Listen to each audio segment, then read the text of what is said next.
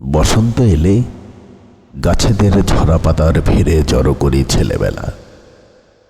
ধান কাটা মাঠ, লাটাই সুতো, হাওয়ায় হাওয়ায় দোদুল্যমান বাঁশের বাগান, শুকনো মর্মর ধ্বনি ভেদ করে পৌঁছাই অলৌকিক দিকশূন্যপুরে।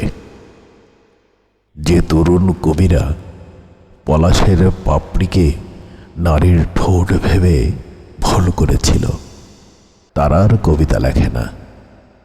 কেউ আজ সুখী চাকরিজীবী, কেউ সন্তানের গর্ভিত পিতা, কেউ বিষণ্ণ কোলবালিশে জড়ো করে চলেছে ভেঙে যাওয়া নৌকার মাস্তুল।